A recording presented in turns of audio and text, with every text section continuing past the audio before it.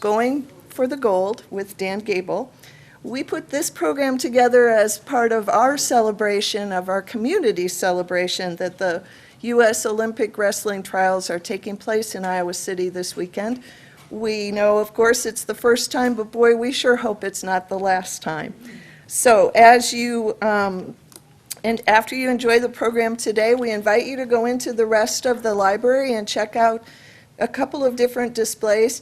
Coach Gable has been kind enough to let us borrow many of the books in or from his own library, from childhood through what he's doing these days as a motivational speaker. And tomorrow and tomorrow is Saturday. Tomorrow and Sunday, we will be showing the documentary Freestyle here in the library during the session breaks. So we'll be just kind of running it on a continuous loop right here in this room, as well as our own production, which is Ellen Buchanan's interview with Coach Gable called Tell Me Your Story, Dan Gable.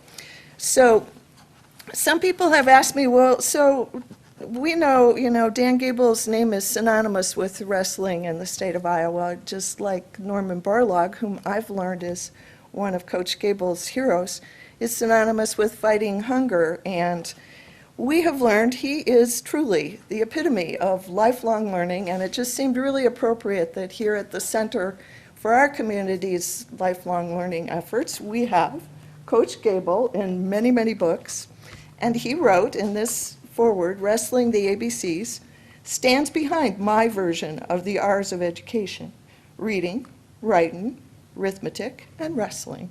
I'm happy to have the two of them, reading and wrestling, in the same book. And we are very happy to have Coach Gable here. So let's give him a warm welcome, as well as Dave Gould, who's the producer of the documentary Freestyle. So thank you.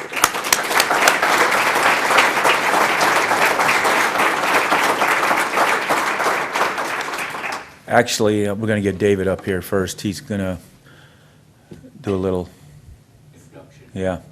Of me, but somebody's got to introduce him, and this guy, he just showed up to follow me around about 97 or 96, 97. So he's been around quite a while. We've been good friends ever since then. But he knew me before this. He knew he was a high school wrestler and followed me in the '72 Olympics. So he's known me a lot longer, and we took a long time to be for him to come over and actually work with me, but he decided that when history is about to be made, or when it's going to be kind of over in an era, that he wanted to make sure he followed my last year of my career.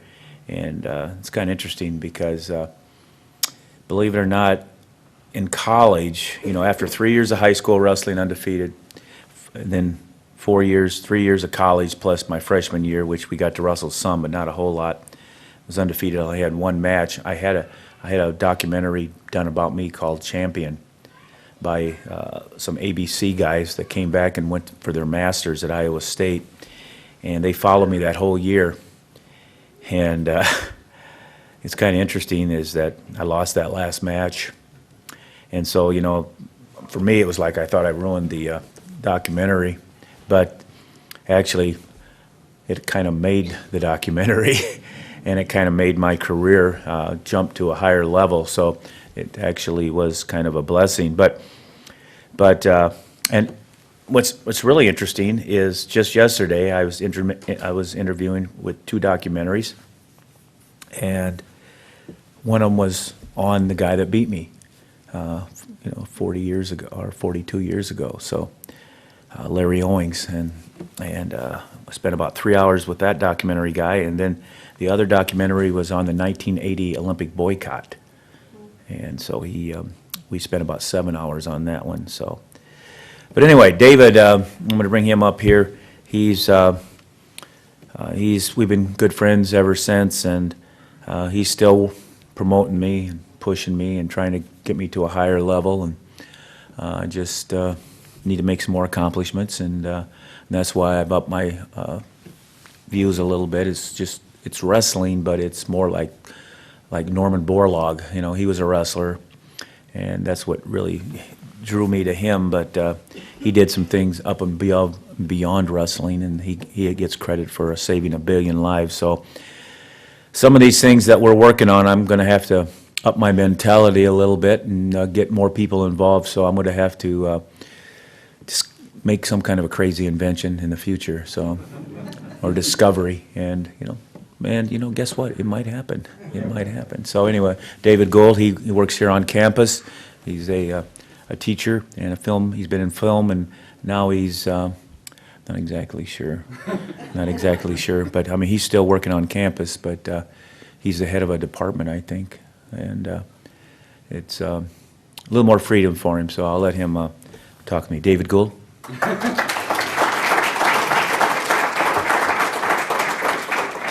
I don't know that I've ever done an introduction where I've been introduced first, so it's a little odd. I'm going to keep it kind of short and personal. I see I got a few kids here, and so for the kids, I'm going to give something that you probably, most of us know, just some of the kind of credentials, just very quickly, just a few of the big ones. I'm going to tell you a little bit of one of the surprises I learned when I was getting to know Dan, and I'm going to close with just something kind of personal that I said. Actually, it's what I said at our screening at HBO when we finished the film on Dan. It's the same sentiments I had then, same sentiments I have today. The quick credentials, and these are the highlights: 1971 world champion, 1972 world gold medalist. Those of us who got to see Dan, and I don't even think it's arguably the best coach, wrestler, coach-athlete combination. But here at the University of Iowa, a dual meet record of 355 wins, 21 losses, 5 ties, included 15 NCAA titles and 21 straight Big Ten titles. Many of us who follow him know those pretty well. One of the things that surprised me about Dan that ties into him being at a place like this at a library is that many of you might not know what a really great imagination he has. I think that's his strongest suit. I asked him once early in our friendship what it was like to stand on the podium, receive the gold medal for the first time. And there's a lot of things going on through his head, his sister, his family. But he also said that it's, he looked at me kind of flatly and said that he'd been there thousands and thousands of times before up here.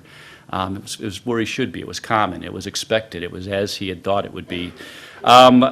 Reading has been a part of that, and probably my one memory of Dan, probably my strongest memory of Dan with relation to that, was when I had him come to speak to my class, actually just kind of down the street here, a large auditorium called Van Allen Hall. Had maybe 200, 250 students gathered.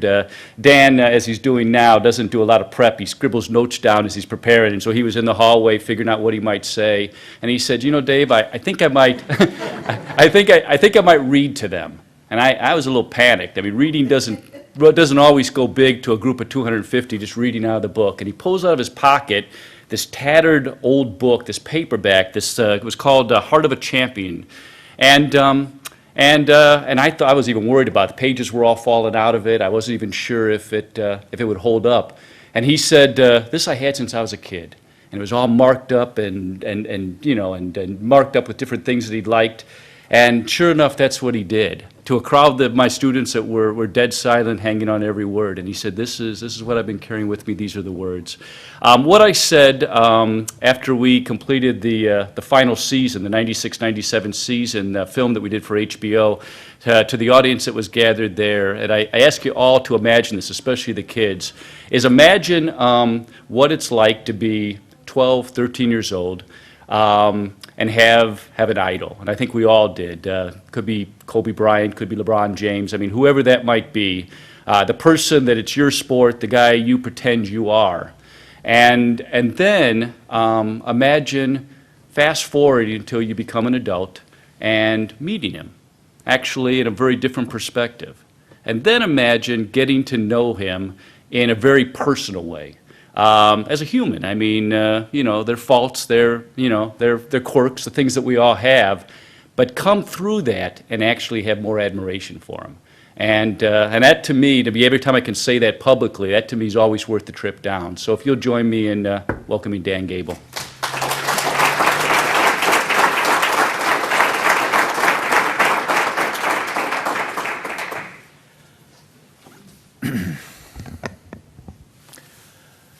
this is interesting. I guess I really didn't know what I was getting into today.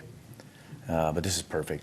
I mean, I wasn't sure if I was going to be up there with the books that, and the display, and I don't know if you haven't seen that yet, you just might want to go up there. And maybe it'll be more interesting after my talk anyway, just because I'll probably end up talking a little bit about some of the books that are up there, just to make sure you know that kind of why I had those certain type of books, because I don't really just randomly pick books.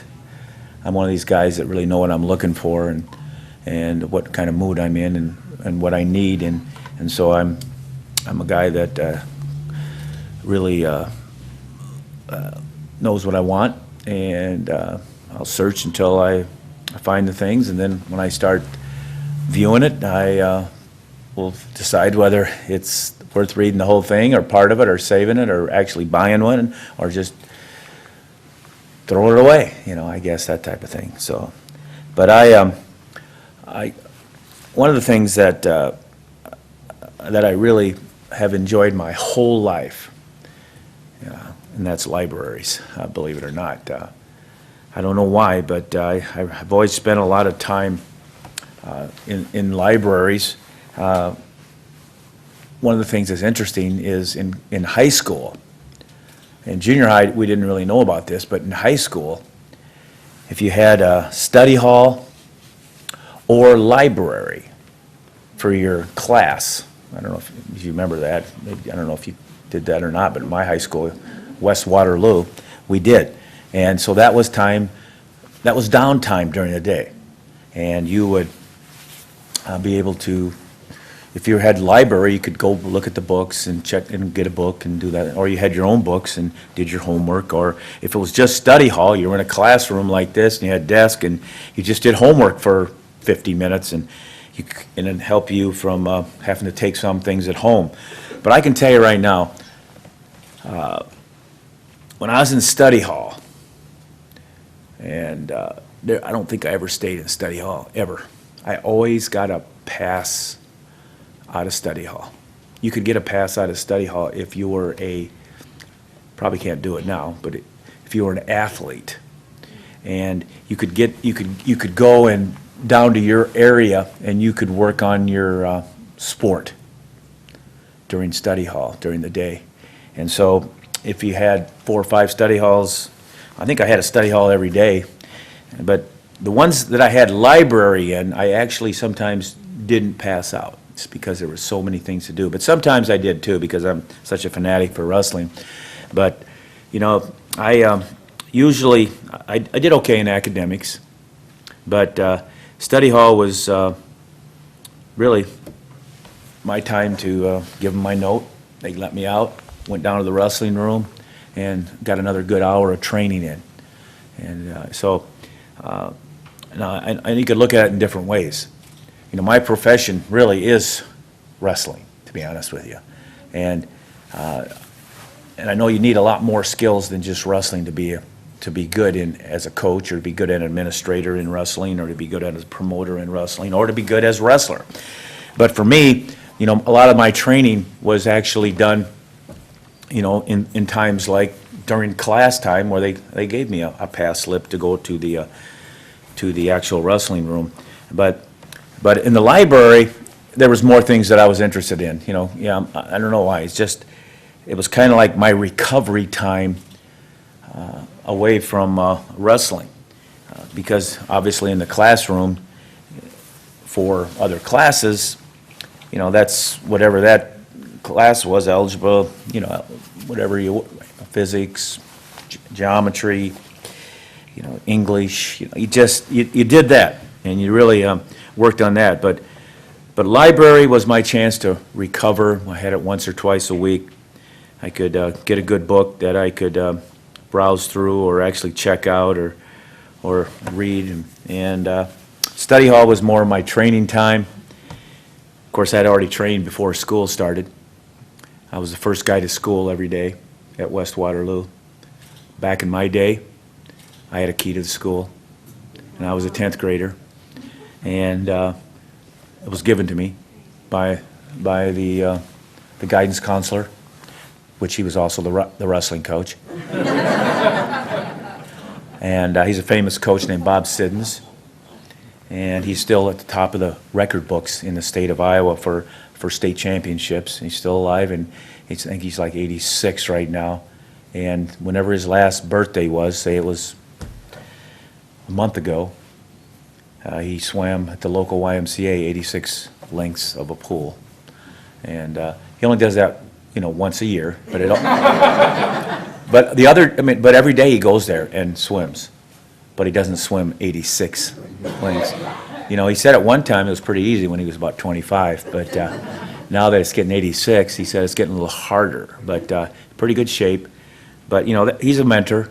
That was for a lot of people. And if this was his team right here, Bob Siddons, he would actually get to know each one of you to the point where he could push individual buttons on you or make individual comments that would make you kind of respond better than just general conversation.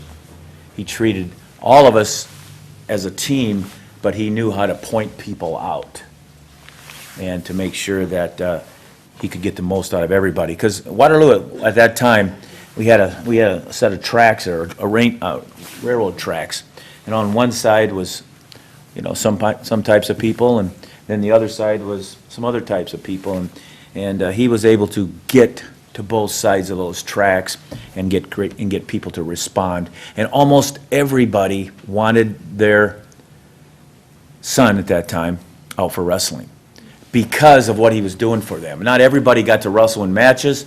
We had a varsity and we had a junior varsity, which would be 25, 30 athletes. But I think he told me the other day he had one year 120 athletes out, at the high point of his career. It was because the parents really believed in him and believed that he was going to do something for their son to help develop the skills that was needed after life, or I should say after high school, but after they left there. So anyway, one of the most influential people in my career was an 8th grade math teacher. His name was Martin Lundvall, and believe it or not, he's still alive, and he lives in, I think, LaPorte City, Iowa. Retired a long time ago, but he was the algebra teacher, and I really wasn't a good student. I really wasn't a good student in grade school. And believe it or not, it was hard for me, to actually, it's easy to say that, but when my mom passed on quite a few years ago now, she gave me this, my dad gave me this big chest, and it had everything of mine and sisters and our lives that was like you wouldn't know that we still had, and it had all my report cards from all my grades, that through high school and college even, and it was amazing when I looked at my grades back in 1st grade, 2nd grade, 3rd grade, 4th grade, 5th grade, 6th grade, and 7th grade. It was like, whoa, there wasn't a good grade on that. And back in the old days, they used to grade a little bit. I don't think they grade now at that young age. They just tell you okay or not okay. But no, I don't think I had a B. Everything was C or below. And somehow I was still passing because probably didn't want to have me again for another year. I was kind of an ornery little guy. But the YMCA straightened me out, helped me a lot in my faith and belief, and showed me how to be more of a competitor and sportsmanship, and a lot of good people giving me a lot of good things at home, a lot of good people giving me a lot of good things.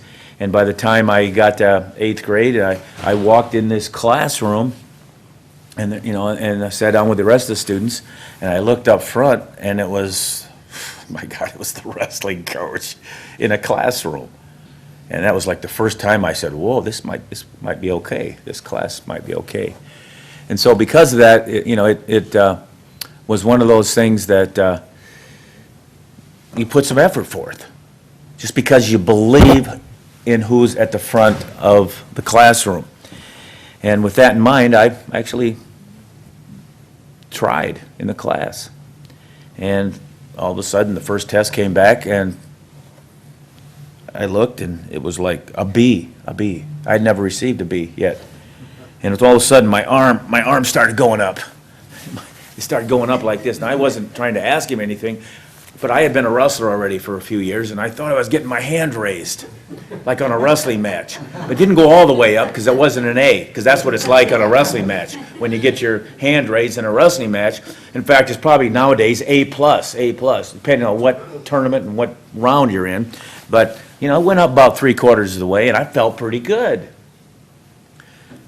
And I said, maybe I want to get some more of these Bs. And so from then on, and what better time to start is the following year's 9th grade, and that actually counts towards college to be able to get in. So I ended up 3.23 in high school, 9th, 10th, 11th, 12th, and it's okay. You know, it's a little over a B. And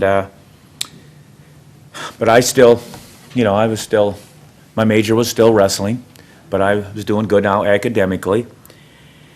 And so I was getting in there in the morning at 6:30, opening the school up for everybody, and then going to first class, going to homeroom, and then usually during the day I'd be getting out of my study hall to go work out again, and then 3:30 wrestling practice started, and I was the first person in the wrestling room.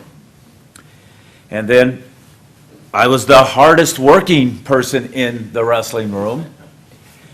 And then it's 5:30 and everybody's leaving the wrestling room. But I'm not leaving the wrestling room. I'm still hanging out. And about 6 o'clock, 6:10, I'd be leaving the wrestling room. Sometimes I'd tell people to stay after. Sometimes didn't matter. We had throwing dummies, we had ropes, we had some ice weight machines, and we had some chinning bars and things like that. And I kept working out, put a lot of sweats on. I'd stay hot. I'd feel really good. I don't know why. Just feel really good. I didn't know what I was doing, but I wasn't wrestling with all these sweats on, but I was kind of sweating and just doing exercises, but then relaxing. And so then time to leave the wrestling room, and I had a crazy goal. I was a fanatic. There's no doubt, a fanatic. My goal was to get carried out of the wrestling room because of exhaustion. And it never happened. I mean, I couldn't believe it. It just never happened. A few times when I was in that far corner of the room and this was the door, I had to crawl to get out. But by the time I got up, I jumped up and walked out the door. And the thing it did for me every day about 6 o'clock in the afternoon, whether it was West Waterloo or Iowa State or Olympic training, is that when I got out, I looked back in and there was nobody else there. I was the last guy, but bottom line was I didn't reach my goal. Didn't reach it. So guess what happened? I went back in the room again for another 10, 12, 15 minutes, 8 minutes, 10 minutes, 15 minutes, depending. But I got some quality time because of just some kind of a fanatical goal that brought me back in there, and I still didn't pass out. I end up leaving on my own 2 feet, and I'd go down. And now here's what one of the key things is, and I didn't even know, and this is why in coaching, I really instilled a lot of these things in my teams, because I didn't know what it was doing to me until I was like continuing to wrestle in college, continuing to wrestle 2.5 years internationally. Then I came to be a coach, and I started to figure it out coaching then, because it's a different mentality. And all of a sudden, all these things that I were doing were adding up to why, I was dominating wrestling. But the key was really the 6:10 when I left, or actually the 5:30 till about 6:45, because I wouldn't get home till about 7 o'clock. But the key was this recovery time every day after practice, when then that was already the morning, study hall. Now this is the wrestling practice. So the key was really, had those hot sweats on. I was getting it's like it was doing like a massage on me. Because, when you wrestle, you get beat up. And if you just leave in a hurry and you leave and go down and take a shower and run out, or any sport, if you work hard at even in life, if you're a construction guy, when you go home at night, man, you're beat up. That sun can beat you up, that hard work, your hands. And I spent from 6:10, or actually 5:30, till probably 6:30, 6:40 every day, kind of, now that I think about it, recovering and in thought, evaluating and figuring out what took place that day and what I needed to do tomorrow. Lots of thought, imagination, lots of thinking, lots of evaluating. But when I went downstairs and I started taking off my sweats, we had a hot tub down. They had a hot tub there. Actually, it was a whirlpool for injuries, but we'd fill it up. And nobody was there. Everybody was gone by the time I got to the locker room. And I'd have that hot tub at about 100, well, back in the old days, 110. That's pretty hot. Yeah, I don't think I'd do it nowadays. But I'd get in there, and oh, that'd feel good. It was like massage. And then I'd be really hot, so I'd get out and I'd take the shower and put it on cold and let it run on me. And it was like a waterfall. And I'd say, oh my gosh, this feels good. I didn't know what it was doing for me. I just knew it felt good, and I liked to do it. And I'd go back and forth with that for about half an hour, and then kind of end up with the right type of shower at the end. And I was already feeling good.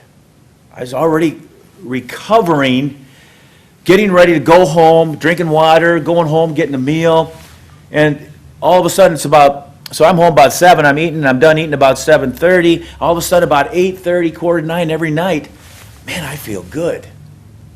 I feel great. I think maybe I'll go out for a little workout. So all of a sudden, almost 4 nights a week, probably the Monday, Tuesday, Wednesday at least, and probably the weekends or a Sunday night, I would probably, about that time of night, I'd put some more sweats on, go out and run the streets. Or I'd go down to my basement, and we had a little set of weights that my dad got me, and I'd lift weights. We had a stationary bicycle, and so just depended. Sometimes go out, but I'd get another good little half-hour workout in and go to bed. But the key was I was getting recovered. I was getting ready to be able to come back and do it again every day. Whereas most people were still sore for 2 days or 3 days. I was doing things that I didn't even know I was doing. I just learned it by experience, and I actually incorporated that into a lot of the Iowa's wrestling training. When they're done, we always had sauna. Right now they have sauna, they have cold plunge. That's cold. I like the cold shower, and cold plunge is all right, but you don't want to just do it. You want to kind of stick your toe in first, and then maybe the next day stick your ankle in. You want to be around. You don't know what's going to shock you. But no, there's some things that were pretty interesting. So, that's kind of stuff. And what's funny is I started at the YMCA when I was 4. I remember I took a gym bag when I was 4, full of workout gear down. And when I was leaving, it was full of wet workout gear. Whether it was swimming or whether it was basketball, believe it or not, I played a little basketball. But we had a wrestling room there. We had all kinds of things you do there. But I had that gym bag, and it's still every day about 4:30, 5 o'clock. I either go to the wrestling room, work out over there, or I got a nice workout room in my backyard. I got a little cabin back there. See, again, most people dream about going fishing and going to a cabin. And I said, I like doing that, but why don't I do it every day? Well, I got one in my backyard. I got a fishing cabin in my backyard. But the only thing is there's no fish around. But I got fishing magazines, and I can sit in there and read those, and it's like catching fish. That's where that imagination comes into, and that's why I can recover again, because I really don't even have to experience everything to actually recover. It's the mind that can help you recover. And that's very important for some of you little kids over there, remember. You just, you don't have, you gotta, and that's why when he said, I've already won the gold medal 1,000 times, yeah, I already won it. You become pretty familiar with winning a gold medal when you win it 1,000 times. And so that's pretty understandable. So anyway, first book I really liked in junior high, or grade school, was, and I don't have it here, but it was called Spark Plug of the Hornets. And it was like, that was my first book that I remember reading in grade school. It's about a kid on a basketball team, like a young kid. And I don't know, I'm actually gonna get that book again, give it to probably one of my grandkids, but it fired me up. But then the next major book that I really stayed with me is the one that David was talking about. In my sophomore year in high school, the guy named Bob Richards came and he spoke at an assembly. And then when he was done, Bob Richards is a former Olympic pole vault champion and a minister. And so, he preached about unbelievable success stories, but he preached about an unbelievable way of living a good life. And he's still alive. And so I bought one of his books after he preached he talked to the high school, called The Heart of a Champion. And that book, I got several of them, but in fact, he just put it into print again a couple years ago, and he put me in as a preface. I'm in there, and wrote the preface this time for the new edition. But I do have the old original carried with me that I preach out of a lot of times. I didn't bring it today. To be honest with you, I didn't know I was speaking today. I didn't know. I mean, I probably was told, but I just went over my head. But it's no problem. The funny thing is, I could still be here in 4 hours talking to you. I just want you to know that. I've had to give 6 4-hour speeches. And they did it for a reason. They wanted to see who out there would really stay attentive for 4 hours, because they were trying to hire good people. And they knew I could speak for 4 hours. And so they were seeing who could actually handle this company, and they were taking those people as leaders of their company of the future. I did it for 6 years in a row. Made a lot of money off it, too. Had to fly all the way to someplace in Texas. Can't even remember where it was. But I did it. So, anyway, so I got all these books. Heart of a Champion.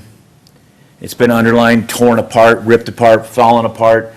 But it's phenomenal. There isn't an answer that's needed that you can't find in that book. You just have to start from the beginning to figure out where it's going to be, but it will be in there, the answer. And that's what's amazing. And it deals with faith as well. So, and it's not complicated. And it's kind of fun. And he describes things in ways that just, you can feel it. It's like the first person that ever broke the 4-minute mile in a run. He describes the race, how this guy described it to him in the book. Because, it was humanly impossible to run a mile in 4 minutes. That's what they said. The scientists. You couldn't. You'd blow the heart up. That's what they said in the 40s. And whenever it was, 30s, I can't remember exactly when he broke the record, but he describes the run. It's an unbelievable description of pain, which, by the way, yeah, Roger Bannister, you're right, that's his name. He describes, he actually had quite a ways to go before he was ready to quit, but he still had another 400 meters to go. He describes it, it's pretty amazing. He went one step at a time for 400 meters. he talked himself into going one step at a time. But he's got to be flying. So that's pretty good thinking, like one more step, one, just kept, it's just amazing. And you know what he did? When he crossed the finish line, he pushed harder than I did because he collapsed. He collapsed. So he gave it all. Gave it all. That's one thing I wasn't able to do. I did okay in my rec, but I lost a couple. And probably because I couldn't do that. If I could have done that, I'd probably be undefeated in everything. Have 21 losses in college coaching, we'd probably have won those if I could have got my athletes to push a little farther because I just didn't feel that. But, I don't know. It's just a funny way of thinking. So anyway, we have these books. So I'm getting ready to try to conquer the world in wrestling. And you go to the top, you find who is conquering the world. And it was the Russians. And so if you look at my own little library at home, there's probably 25, 30 books about Russian wrestling. Bulgarian communist wrestling, because they were kind of in control at that time, and they were dominating. They still do, but they didn't dominate me. That's, because they inspired me because they vowed to beat me because I had beaten a dozen different Russians, and that was unheard of, and 3 or 4 of them were past world champions, and so they were out to get me, but they weren't. Because I read about their style, I learned about it, I went to the best to do that, and, I trained to beat them. So that was the bottom line.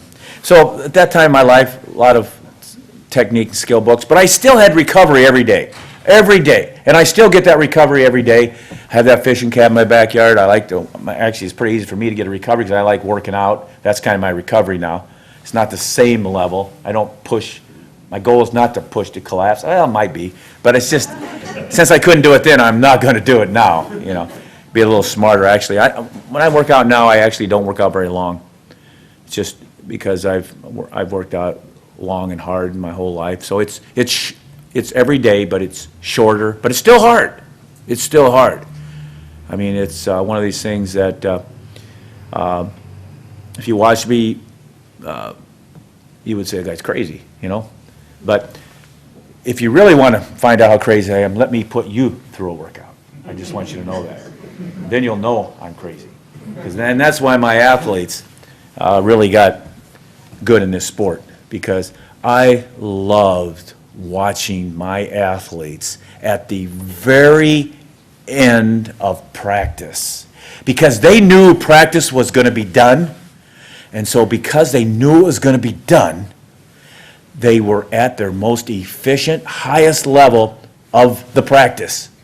Not at 3:30 when it started, about 5:30 when they knew practice was going to be closing down. All of a sudden, the execution and the number of points and the scoring was so much greater, because then they could walk out, feeling good, and they knew they were done.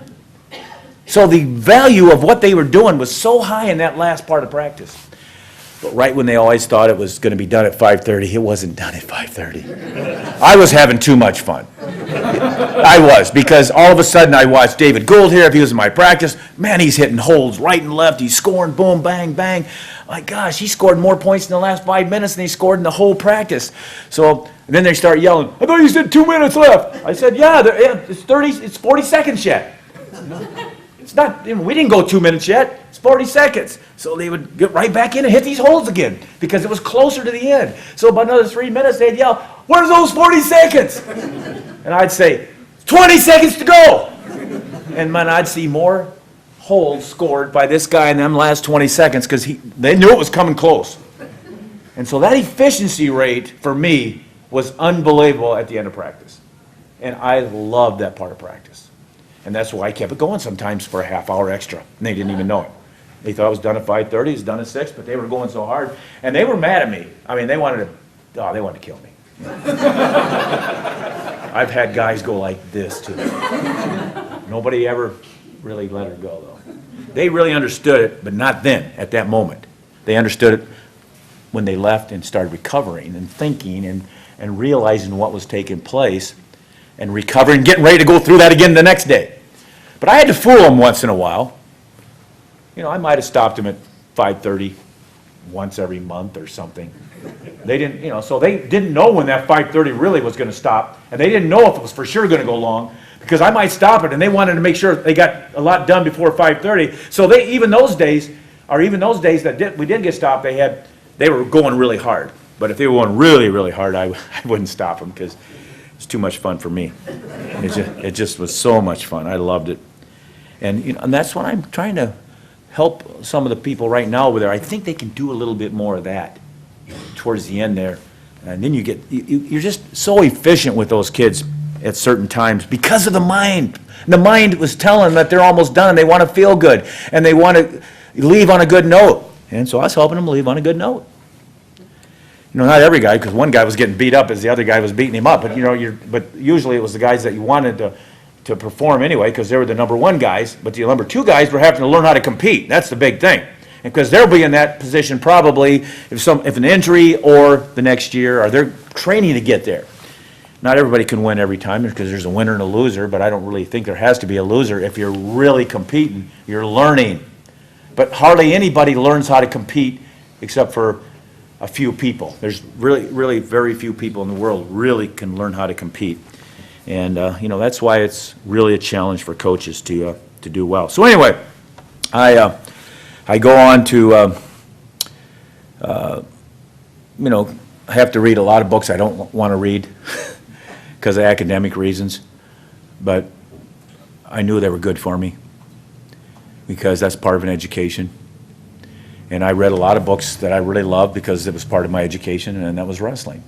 But I had to get the general basics, you know, the reading and the writing and the arithmetic, those 3 R's. But, you know, I love that other one, that other R, so that helped me too. But that's why I incorporated it within that same area. But Martin Lundvall, my 8th grade math teacher, wow. He sent me off with good academics. That continued through college, not quite as much. You know, that 3.23 in high school went down a little. I think I graduated with a, you know, 2.85 at Iowa State. 2 majors though, biology and physical education for men, which they outlawed now. But I had about a 4-point in physical education for men. I don't know, I didn't have too good a, biology was a little tougher. 5 chemistry courses, wow, that was tough. I mean, genetics, you know, some of these things I liked though. And then I went to grad school. Actually, between Iowa State and here, I went to grad school and got all my hours for a master's degree. And believe it or not, master's degree GPA, 3.6. Couldn't believe it. But I didn't feel like I learned anything, or as much as I wanted to compared to everybody else. Because I was actually in counseling, student counseling, which was really good for me in coaching. Student counseling, being able to help people and understand theories and all these things. And a lot of these theories I didn't like, because, I don't know, I liked my guidance counselor theory back from high school. And that was my wrestling coach. And he was the greatest wrestling coach of all time, and I thought he really was able to help a lot of people. So I did actually my final work, and I based it on him. And they didn't give me a very good grade. And so my worst grade was I think my last course I took, and I think I got a C, which that was normal in grade school, or even below that. But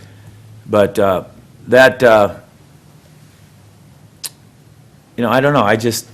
They wanted me to base it on who's all the philosophers, Plato, Socrates, You know, those to me didn't seem the same as Sidden's philosophies. Sidden's, that's his name, the coach. I liked Sidden's philosophies, and so I had too much of his in there and not enough based on these other people, which I guess I didn't understand. It's like, I didn't understand that I had to base it on a whole bunch of different things. So I got not a very good grade, but I still ended up with 3.6. But it kind of discouraged me. And so we had the comps. Is that the comprehension test to take? And you know what? I didn't go. I didn't take them. It's worked out. 5 years later, I ran into my advisor. And he goes, how come you never showed up to take the comprehension test? I said, I don't know. I just didn't think I could do very well based on that last course I took. And he goes, everybody passes. That's what he told me. He goes, everybody passes. Once you get to that certain level, he said, everybody passes. So I didn't know that. If they'd have told me that, I probably would have took it. But just didn't feel good about it. And it's worked out. Kind of bothered me for a while that I didn't get that degree. But I think I have a master of sport in wrestling, but I didn't get that. So that was probably a little bit of a negative. PhD. So, thank you. But so anyway, one of the greatest places I like to hang out in is when my wife likes to go shopping a lot everywhere. Is if there's bookstores hanging around, and there's a lot of those around. So I love to go to bookstores. I can be there all day. If she wants to shop, which she does, and she can shop all day, because she's got 4 daughters, and they all love to shop, so they can get together and pretty much bankroll me. And that's why, even though I've retired, I keep work a lot, because I got to make a lot more money yet, because they buy a lot of stuff. And I got visions of spending a lot of money anyway, you know, in my sport. I'd love to have $1 billion to be able to help my sport and be able to help my family, you know, one of those types of things. But noble causes, you know.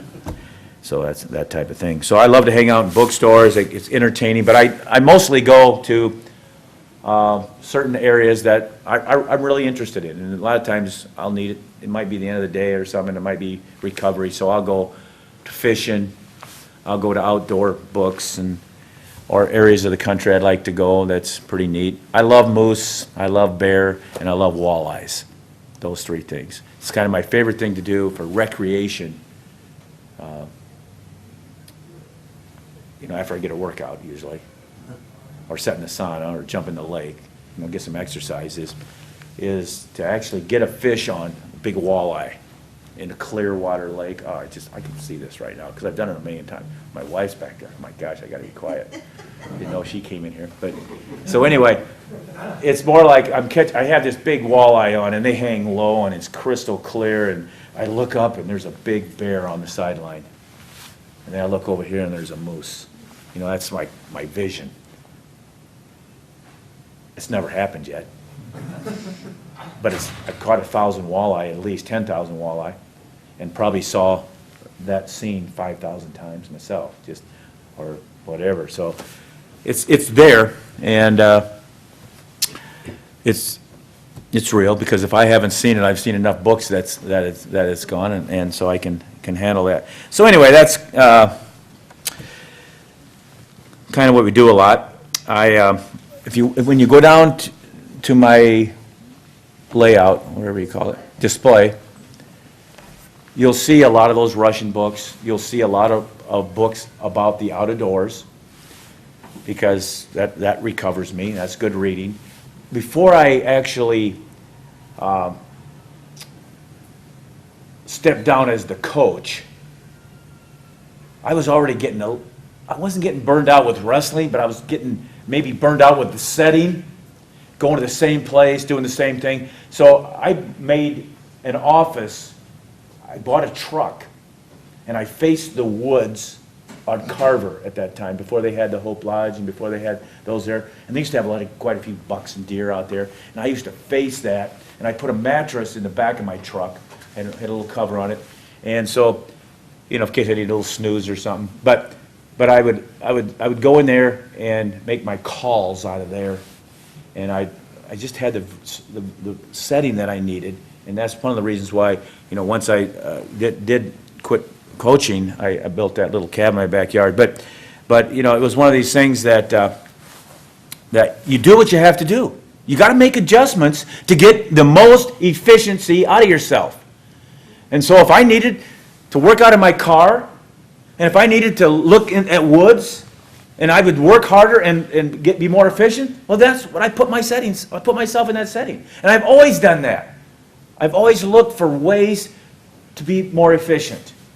And then all of a sudden, the books I was reading a lot of times were books like Building a Wilderness Cabin, the book about the boundary waters, where you canoe through the boundary waters, and you know what you see there. You see walleye, you catch walleye, you see bear, and you see moose. And so you read these stories, and they just put you in this good mood, and they keep you working longer and recovering. So my life is about recovery a lot of times, and so you'll see a lot of these books like that.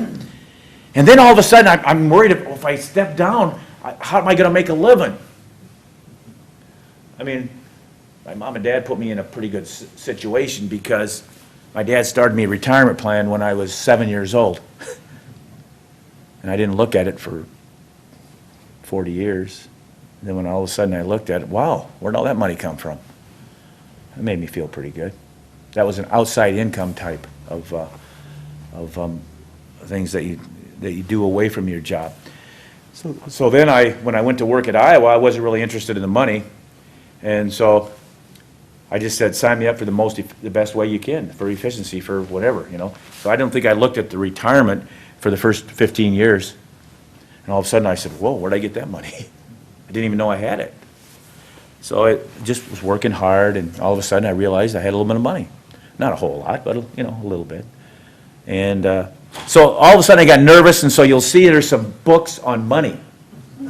There is. I had to get educated. I had to learn a little bit more. How am I going to live without making money? Well, I keep making money, but it's because it's kind of like that outside income. It's kind of what you did for your life, and then people still want you to come in and do things, whether it's a speech or she's paying me like $10,000 for this today. So that's a really good deal, and I appreciate it. You guys didn't know that, but I appreciate that. Come get out unless we pay. Yeah, but so you'll see that, and I'm not sure what other kind of books are down there. There's a daughter book, because I had all daughters, and it's kind of how to raise a real good daughter, and I really needed that. Because, I didn't need it, because my wife pretty much did it all. Now she's here, I see her, I'll give her a lot of credit. But she pretty much did that. But I really did, really was worried about the last daughter, just because, we had 3 real close together. And then we had one that was 6 years away. And then when I was stepping down, she was still in like 6th grade, or 5th or 6th grade. And the other ones were leaving high school, so they were going into college, even though they weren't very far away, but they weren't living at home. So she really wasn't around anybody on a daily basis except for mom and dad. That was a different story. The other 3 had themselves and their mom and dad, and I guess it was tougher for this one. And but we never gave up. Just kept plugging away. A couple times I felt like I didn't really want to give up, but it's just I didn't see the light. And then all of a sudden, about the 3rd year in college, wow, the light got turned on. And I found out she really likes me. I think.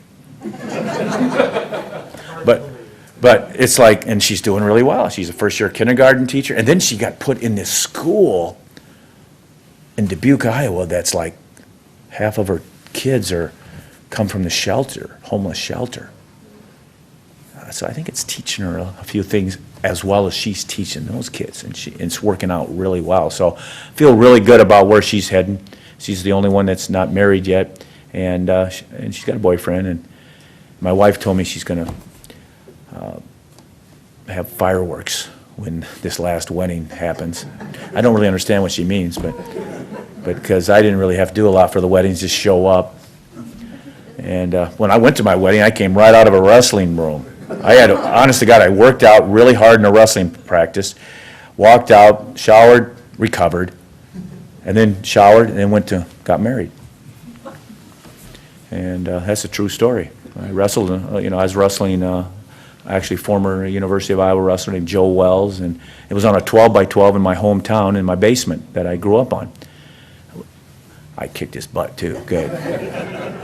But I was pretty tough in this sport, so, it's pretty easy to kick a lot of rears. But anyway, it was, to be honest with you, it was the easiest sport I ever did for me. I mean, I tried all of them. I liked them all, did pretty well in some of them. But wrestling was my easiest that I could actually do and compete and feel good about. So, and it was the only one that I really engulfed me. By that I'm saying it just took me over. And I just couldn't feel like that in any other sport. I think it's the one-on-one going all the time. I wasn't a wrestler that hung out and tried to win at the end. I came across and went after it and forced the action. And, it's one of those things that you learn a lot of positions. And people always ask me, well, how could you work out with guys so big? Because I always worked out with big guys after a certain time in my point in career. It's kind of like that 10,000 hours rule. Well, it's because even though they were bigger than me, I outweighed them because I knew wrestling better than they did. And it was really, and I'll just give you the example. When I wrestled Chris Taylor all the time, probably 30 times, he weighed 450 pounds, and he was an Olympic bronze medalist, and I weighed 150. And how could you wrestle a guy that weighed 3 times your weight? And I said, pretty easy, because I really outweighed him. And they go, what do you mean? I says, well, how much did I weigh? He weighed 450, I weighed 150. Nobody ever gets it. I weighed 600. I used his weight and my weight together. I learned in physics how to do that. I learned in wrestling positioning that made him carry his weight. When I wrestle, I never carry weight. If I'm on the bottom, I never carry weight. I come back into him, and all the weight goes that way, and then that's when I do my moves, all that kind of stuff. And when I'm taking a 450-pounder down, and I'm not pulling him on top of me, I'm like moving, hitting him there, taking his weight off him, and then adding my weight to him, and there's 600 pounds going down. Except when he says, Gable, go down. I figured, well, I was beating him up on his feet, I'll go down. And when I got on top of him, he couldn't get up because I had 600 pounds on him. Because he weighed 0 when he was on the bottom, and I weighed 600 pounds. Remember that. So then, when I went down, for a fraction of a second, he weighed 600 pounds and I weighed 0 for a fraction, and I didn't get through that fraction of a second. It broke my ribs right away. But, in the old days, that weekend I still wrestled the tournament.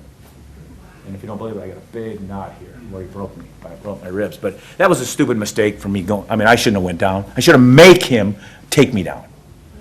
Because, that was, I did a little risk, and I thought I could get through that risk, but I didn't. Wasn't the smartest thing in the world, but in those days, you didn't go to the training room. You just didn't, In those days, when you got an injury, you thought heat was good for you instead of ice. So I went to that 110-degree whirlpool, and went to an injury the first night, and I couldn't figure out why it took so long to recover, but it's supposed to be ice, and those type of things. In those days, you didn't drink water during a wrestling practice. You go 2 hours full speed. Well, it wasn't full speed because you'd be so tired in about a half hour that you'd be sitting against the mat all the time. And so then once you realize that you put ice, your injury heals. Once you start drinking water during a practice, you get a lot more efficient. And so there's a lot of things you got to keep up with. But in the old days, we're still building the mind a little bit. So, and that's the one thing today that you still got to decide, a little bit. If you want to get them tough, you got to push them. You do. You got to push them. There's so many things out there that makes life so much easier. I mean, we didn't have chainsaws in my day, just axes and hatchets, and went to the woods, and we come back with a lot of wood, but it was good old-fashioned hard work. You know what? When I go to the woods today, I still go with my axe, and I might take the chainsaw along for just once in a while, but you know what? That might break down, or that may run out of gas. I'm not going to run out of gas. If I get my hatchet, I'm going to still come back with wood. It might take a little longer, but they you know, it's still something that you got to have that mentality. That mentality is what makes a difference with kids today, if they're even have more opportunities to be a little softer. And by softer, I mean maybe smarter or maybe even more educated.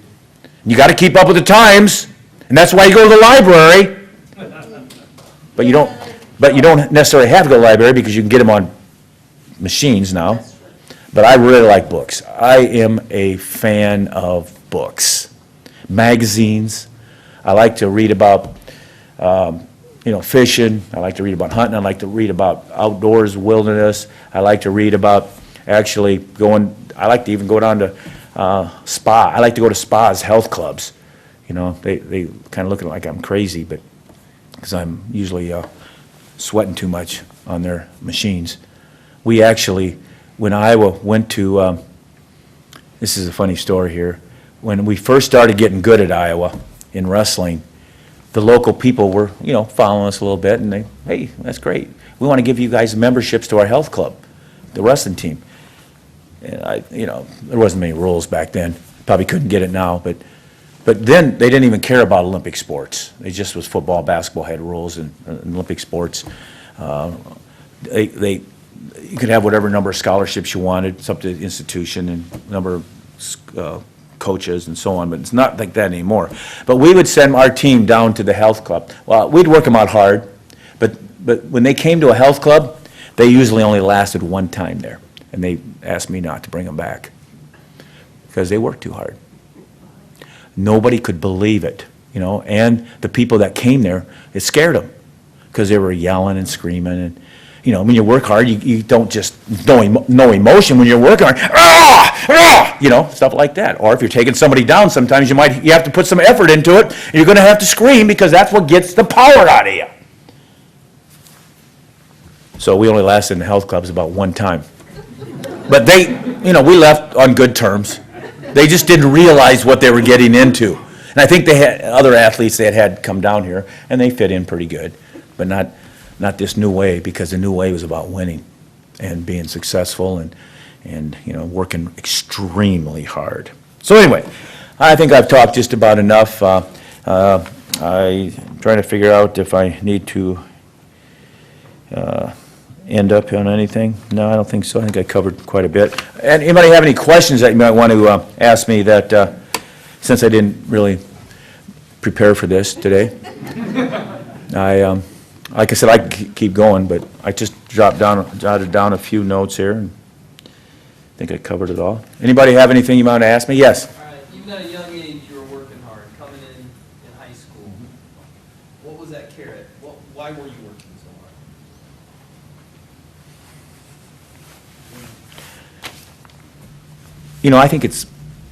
I believe in both hard work and genetics.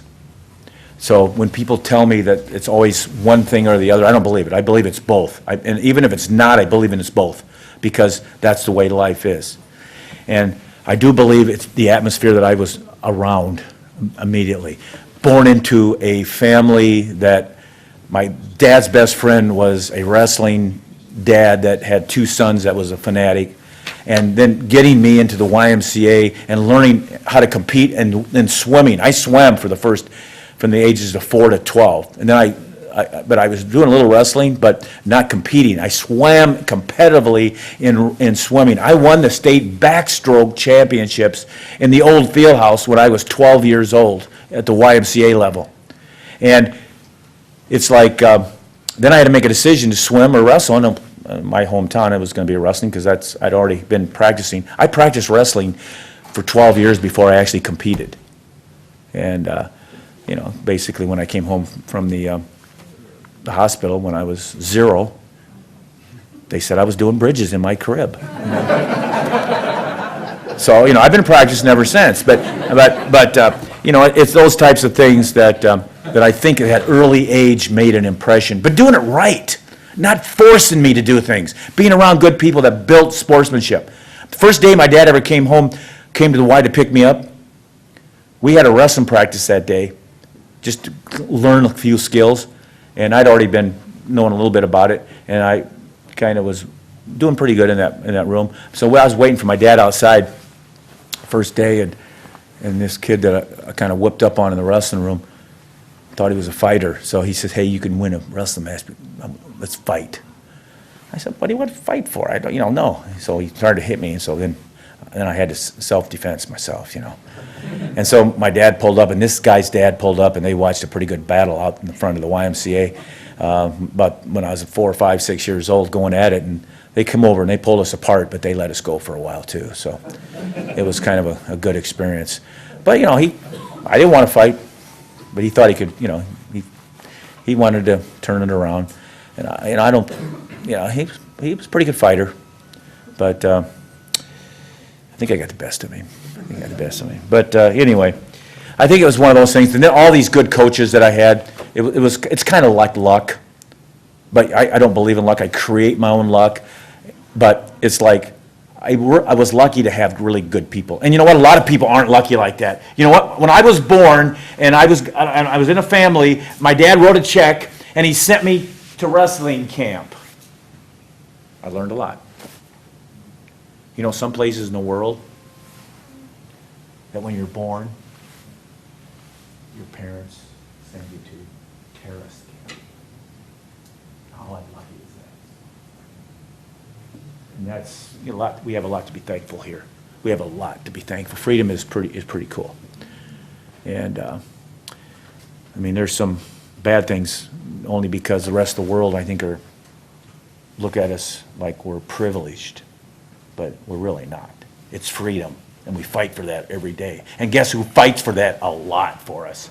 Wrestlers.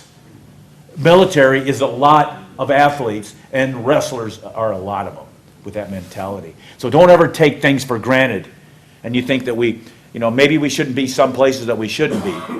Maybe we've been in Afghanistan for too long and all this kind of stuff. But the people that do step up are people that have gone through these disciplines of some of these educational things that we have in education. Some of these sporting things that have really made a difference. So don't think I didn't go to high school or junior high or college and not get an education. I got a good education, but my major was wrestling. And there's a lot of good reasons behind that too, lots of disciplines that you have to have. So anyway, anything else? Way back, unless we got a, right here. How are you able to get over your one loss to go on? I'm not over it. They just interviewed me yesterday on the documentary about Larry Owens, 42 years later, about it. They just, but I have thoroughly researched it from a coaching point of view. I understand it. I don't get over it. I understand it, and it made me go to a higher level with that loss. But you got to win 181 matches in a row, and you got to go 7 years without a loss to be able to do that. If you keep losing all the time, then it's not going to help you.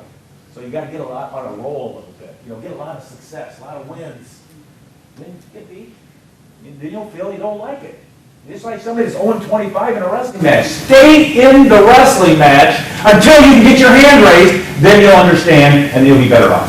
But if you never get your hand raised, you're not going to understand. So parents need to keep their kids in, to get rid of that nervousness, to understand what that feeling's like, just like I got that academic. I didn't understand that at all.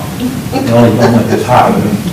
But I think if I was an academic guy, it'd probably go all the way up. But I was a wrestling guy. Yes. Did Larry Owens ever get over? Larry Owens says if he had to do it over again, he would lose that match. I went to greater heights. He didn't know how to handle that win.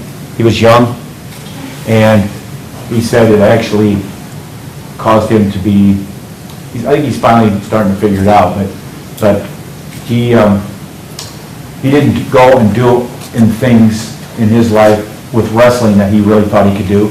And he actually was married at the time. He actually blames that win for his breakup of his marriage and everything. So it's like, and I'm not saying he didn't know how to handle it. That's really important, to handle success. It's really how you handle success more than the success. You got to remember that. or a loss, it's how you handle that loss more than the loss. Because you could go into depression too, you could go these other ways, but there's no or in adversity, it's just you take it on. That's all. The or being or takes you on, but there's no or. All right here. You talked about the strength of the Russian Olympic team. What do you think that we need to do at London to beat the Russians? Our guys. Well, we'll find out this weekend, see what we got a little bit. We'll analyze that, and we made big progress from 2 years ago where we didn't do very well.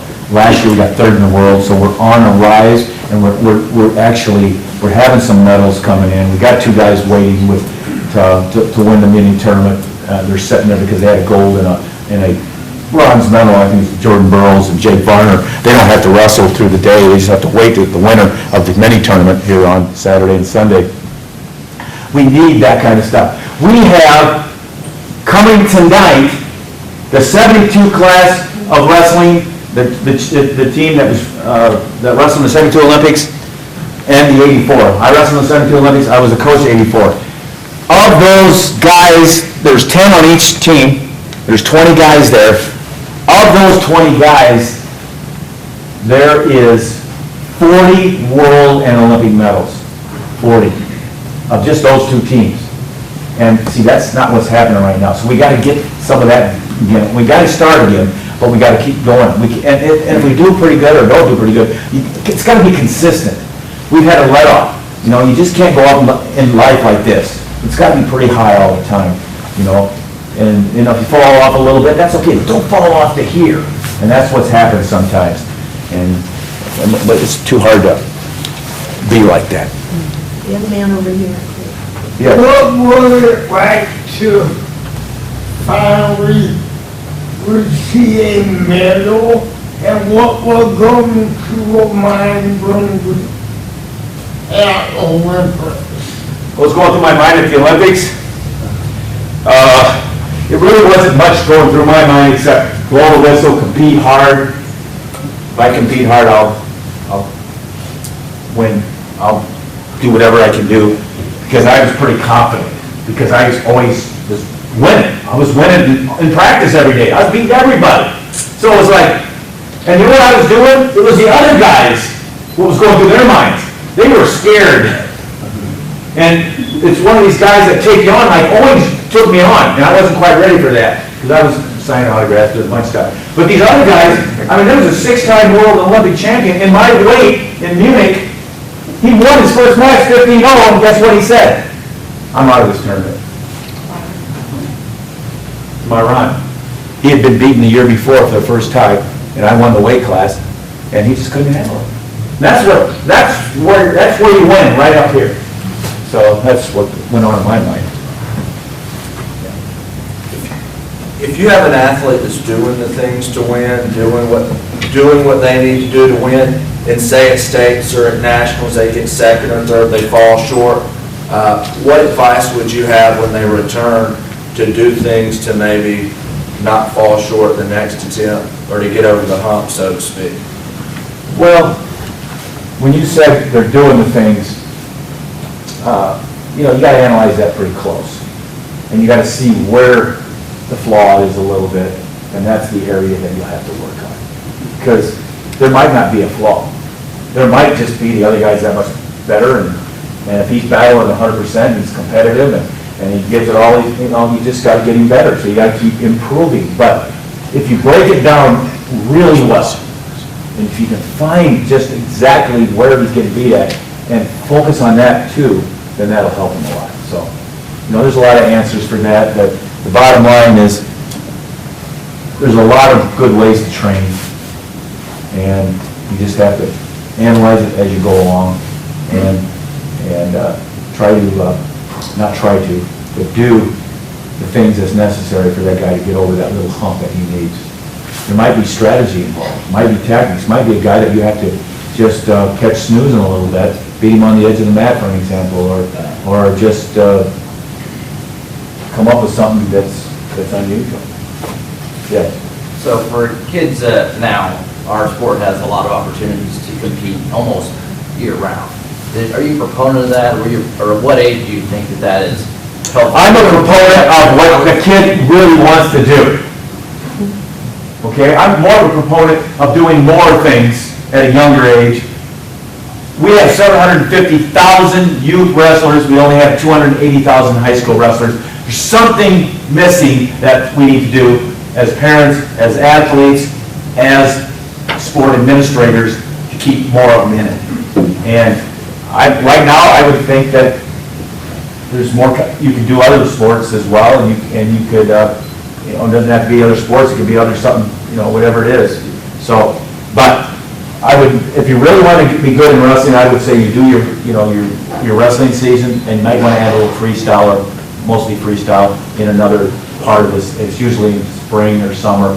You get another 6 weeks, and that would give you a little edge, because that's Olympic wrestling, and that's what it should be all about, and that will help. Even though you'll watch this and you'll see some things that you don't like, learn to like it, because those are the rules. Wrestle above the rules, but there are a lot of things that you can take from this style and add it. Add it to my style, both ways.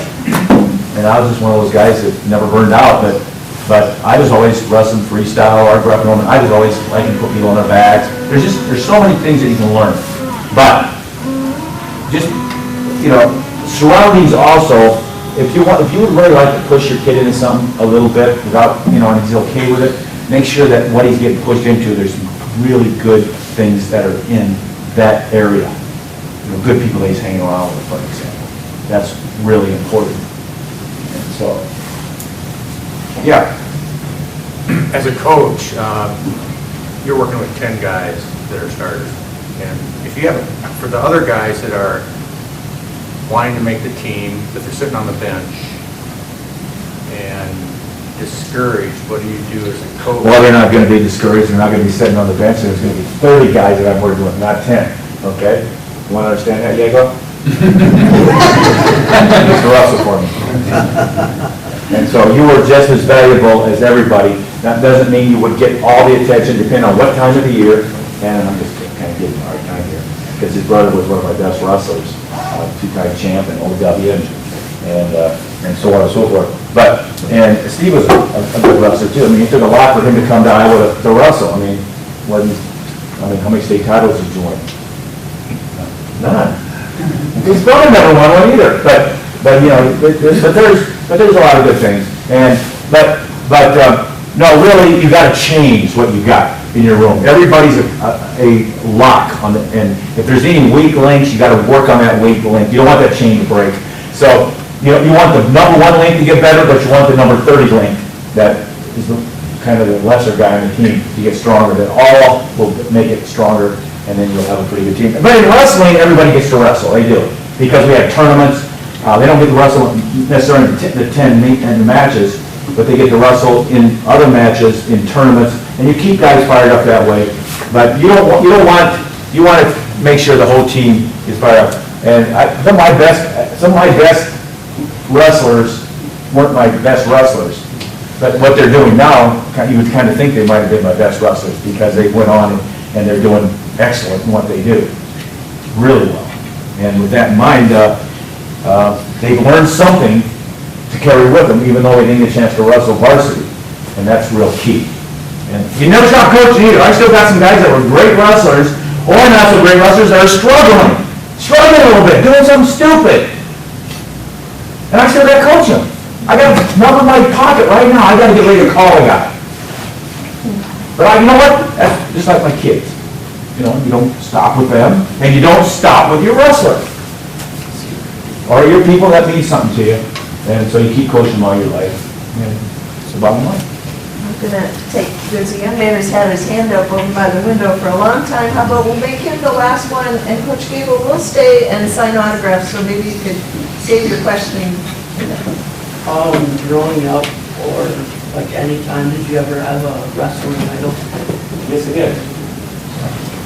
I told you I looked up to the Russians only in style, skill, and explosiveness, in tactics, in techniques, in training sometimes, but in in junior high, I looked up a kid from Cresco, Iowa, named Tom Peckham. He was Cresco, Iowa, Tom Peckham. He won 3 Iowa State titles, was second as a freshman, won 2 NCAA titles at Iowa State. When he was gone, he wrestled in the club, he wrestled in the '68 Olympics. The funny thing was, that was one of my first big coaching opportunities, because we went to the trials in '68 in Alamosa, Colorado. He had used me, I mean, believe it or not, how serious and not serious he was.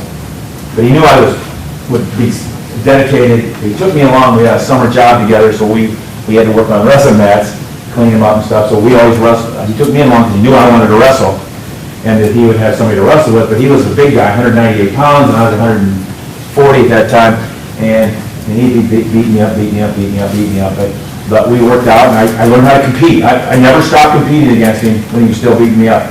Finally, after about 2 years, I scored a point on him, a takedown, and then finally, after about another 4 years, I beat him in a practice, and then he could never beat me again. You know, it's just one of those things. But he was the guy. But basically, what his style was, he just came out, wrestled hard, competed hard, and just pick people up, control them, throw them on the back, and that's what I like.